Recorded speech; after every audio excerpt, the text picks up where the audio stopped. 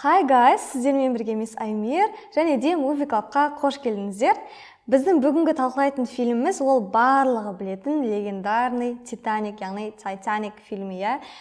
Фильм Леонардо Ди Каприо мен Кейт Уинслет, яғни екі қарама-қарсы әлеуметтік топтан бола тұра бір-біріне ғашық болған екі ғашықтың историясын баяндайды. Бірақ өкінішке орай фильм соңында Титаник суға батып, осы екі ғашықтың оқиғасы трагедиямен аяқталады.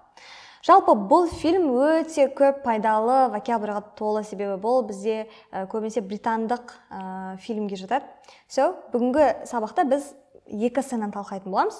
Бірінші сцена бізде Джек Роузды құтқарғаннан кейін бірінші деңгейлі топ мүшелерінің кешкі астарына тап болады. Ол жерде қарапайым Джек пен ақсүйек адамдардың өте қызықты, әзілге толы диалогы көрсетіледі. Сол жерде бізде қызықты фразалар бар. Ал екінші сцена біздің ең легендарный сценамыз, Джек пен Роуздың кеменің шетінде мына қимылды жасап тұрған кезі. Кеттік, біздің көшпен бірге фильм тамашалайық. Tell us of the accommodations in steerage, Mr. Dawson. I hear they're quite good on this ship. Жалпы бұл жерде айтады, tell us of the accommodation in steerage. Steerage деген кеменің төмен тапқа арналған бөлігі, яғни бізде жаңа айттым ғой, Джек бізде төменгі топтан. Ал жаңа кемеде бізде әртүрлі топқа арналған қабаттар бар. Ал steerage соның ең төменгі қабаты. Одан кейін accommodation. Accommodation деген уақытша тұратын үй немесе квартира. Мысалға сіздерге басқа қалаға барсаңыз, уақытша тұратын үй керек, ең бірінші соны іздейсіздер. So, you say, I need to find some accommodation. Мен бір тұратын үй табуым керек деген сияқты. Одан кейін айтады, әйел айтады, I hear they are quite good. Жалпы I hear деген бұл мен естідім деп аударылады, бірақ бұл жерде айтады, мен олар жақсы деп естідім. Бірақ I hear-дің екінші мағынасы да бар, ол I understand дегенді білдіреді, яғни мен түсіндім. Мысалға сіздің досыңыз сізге келеді, пожалуйста, маған қарыз бере тұршы, маған срочно керек болады, ертең қайтарам деп қоймай жатса, сіз айтасыз, успокойся, I hear you, мен түсіндім, мен саған беремін деген сияқты, өте қызықты фраза. The best I've seen, ma'am. Hardly any rats. Бұл жерде айтады, the best I've seen, ma'am. Hardly any rats. Жалпы ma'am деген бізде мадам деген сөздің қысқаша түрі, яғни әйел адамдарға арналған сыпайы түрде айтылатын сөз. Hardly any rats мүлдем тышқан жоқ, немесе өте аз деп аударылады. Жалпы бұл hardly деген сөзді біз қандай кезде қолданамыз? Яғни сіздер бір жерде бірдеңе болады деп күтесіздер, бірақ ол нәрсе болмай қалады. Мысалға келтірсек, сіз жұмысқа бара жатасыз, сіз ойлайсыз, қазір деген түстің кезеңі трафик болатын шығар, яғни кептеліс болатын шығар деп. Бірақ кептеліс жоқ. Сонда сіз айтасыз, hardly any traffic, яғни мүлдем кептеліс жоқ, немесе аз екен мен күткеннен бері. Яғни бұл жерде Джек неге бұлай айтты? Себебі steerage деген ең төменгі қабат қой, яғни ол жер лас болуы мүмкін, әртүрлі нәрселер болуы мүмкін. Сонда айтады, мен тышқандар болатын деп күтіп едім, бірақ ондай жоқ екен, нормально екен деген сияқты, андай әзілге толы бір сарказм ретінде берілген жауап. It turns out that Mr. Dawson is quite a fine artist. He was kind enough to show me some of his work today. He was kind enough to show me some of his work дейді. Яғни kind enough деген біреуге бірдеңе жақсылық жасайтындай деңгейде болу дегенді білдіреді, яғни шамалы күрделірек сөз. Бұны біз қандай кезде қолданамыз? Мысалға, сіз келе жатасыз, біреу сізге есікті ашып береді. Сол кезде айтасыз, oh, he was kind enough to hold me the door. Ол маған есікті ұстап қалумен жақсылық жасады деген мақсатты. Яғни kind enough достаточно добр дегенді деп аударылады орысша. Rose and I differ somewhat in our definition of fine art. Not to impugn your work, sir. Rose and I differ somewhat деген фраза, Somewhat деген ол белгілі бір дәрежеде дегенді білдіреді. Яғни бізде үлкен кемелер бар, кішкентай кемелер бар, Ал солардың, үлкен емес, кішкентай емес, яғни ортасындағы кемелерді айтқан кезде біз осы somewhat деген сөзді қолданамыз. Яғни белгілі бір деңгейде үлкен, somewhat big деген сияқты. Одан кейін бұл жерде impugn деген бір андай advanced деңгейінің сөзі берілген, яғни білесіздер ғой, британдар сондай күрделі сөздерді қолдануға андай прям жақсы көреді. Impugn деген ол үлкен ұзын мағына, бір адамды критиковать ету арқылы басқалардың ойын өзгертіп жіберу. Яғни осы бір сөз осыншама мағына береді.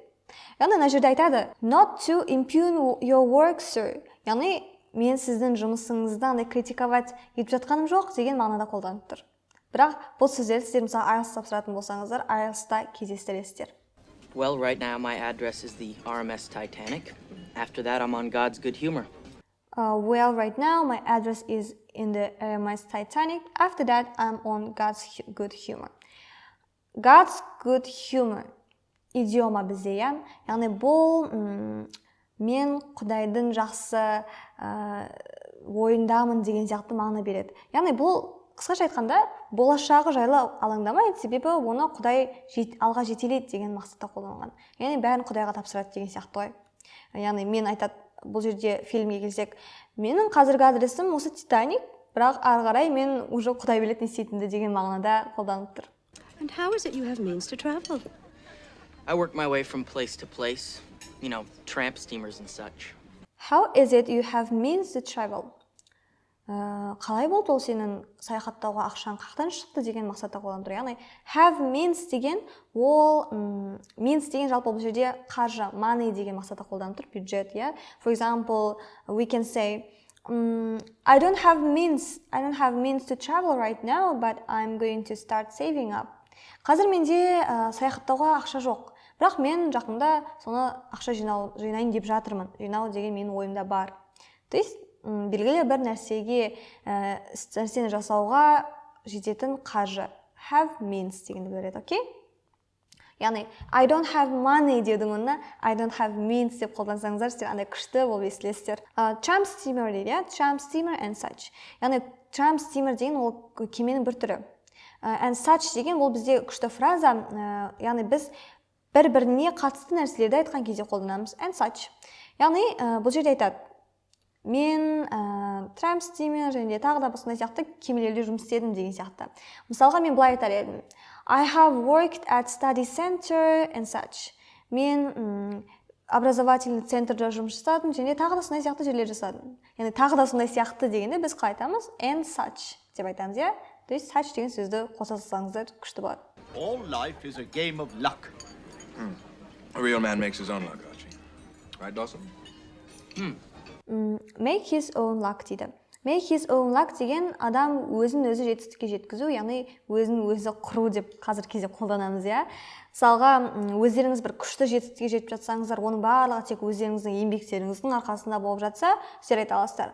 I have made my own luck. Мен өзімді өзім жасадым. Мен өзімнің удачамды өзімнің арқамда жеттім деген сияқты мақсатта. And you find that sort of rootless existence appealing, do you? Неге айтады sort of rootless existence appealing дейді. Roots деген ол негізінде ағаштың тамыры, иә. Ал оның ауыспалы мағынасы, яғни ол адамның туысқандары, адамның тегі, шығу тегі деген сияқты мағынада қолданып тұр. Осыған байланысты бізде мынандай фразаға жетістік бар. To put down roots. Яғни өзінің өміріңді қалыпты ететін үлкен нәрселерді жасаған кезде осыны айтамыз. Мысалға, үй сатып алу, үйлену деген сияқты. I need to put down my roots деген сияқты мақсатта қолданамыз. Бұл жерде айтады rootless existence, яғни шамалы жаңа айтқандай дөрекі түрде сенің осы дүниеде болуыңның дым несі жоқ, дәлелі жоқ, өйткені сен тексізсің деген мағынада айтып тұр. Яғни Джекті ақсүйектер біртүрлі қарсы алып жатыр. Oh, yes, ma'am, I do. I mean, got everything I need right here with me. Got air in my lungs and a few blank sheets of paper. Джек бұған күшті жауап береді. I've got everything I need. Яғни менде барлығы бар деген сөз. Яғни мысалға біреу сізде жаңа жылға не қалайсың, мысалға туған күніне не қалайсың деп сұраған кезде сіз айта аласыз. Егер сізге ештеңе керек болмаса, әрине. Oh, that's okay. I've got everything I need. Менде барлығы бар маған керектігін. Ештеңе бермей қойсаң болады деген сияқты. Одан кейін айтады. I mean, I love waking up in the morning not knowing what's going to happen or who I'm going to meet, where I'm going to wind up. Мен таңертең бүгін не болатынын білмей, болашақта не болатынын білмей оянуды жақсы көремін дейді. Және де бұл жерде wind up деген күрделі фразаны қолданады. Wind up деген ол жоспарсыз бір жерде оказаться ету, яғни бір ситуацияға тап болу деген деп аударылады. For example, I didn't know what to do in the high school, so I wind up studying English. Мен мысалы мектеп кезінде не істерімді білмедім, не оқырымды білмедім. Сондықтан қазір мен осында ағылшын оқып отырмын деген сияқты. Осы жақта оказалось деген мақсатта қолданамыз. So wind up, yeah? сіз өзіңіздің өміріңізде осындай күтпеген ситуацияға тап болдыңыз ба, мысалы жоспарсыз, егер тап болсаңыз, дәл осы кезде видеоны паузаға қойып, осы wind up деген сөзді қолданысқа енгізіп көріңіз. Just the other night, I was sleeping under a bridge, and now here I am on the grandest ship in the world having champagne with you fine people. I'll take some of that. Одан кейін айтады, now here I am on the grandest ship in the world, дейді, having champagne with you fine people. Яғни мен қазір осы кезде әлемнің ең үлкен кемесінде сіз сияқты адамдармен бір столда отырмын деген мақсатта айтып тұр. Яғни grand деген ол өлшемі, яғни маңыздылығы бойынша үлкен дегенді білдіреді. Мысалға біз оны қандай жерде кездестіреміз? Мысалға Америкада каньон бар, иә? Оның аты Grand Canyon. Яғни үлкен, маңыздылығы бойынша да, размері бойынша да үлкен нәрселерге сонда қолданатын кеміз. Яғни бұл жерде неге Титаникпен қолданып тұр? Себебі Титаник өздеріңіз білетіндей прям үлкен кемелердің бірі болды. So, біздің Джек қолданып жатыр. This is the grandest ship in the world деп. You learn to take life as it comes at you. Oh, here you go, Cal. To make each day count. Одан кейін айтады,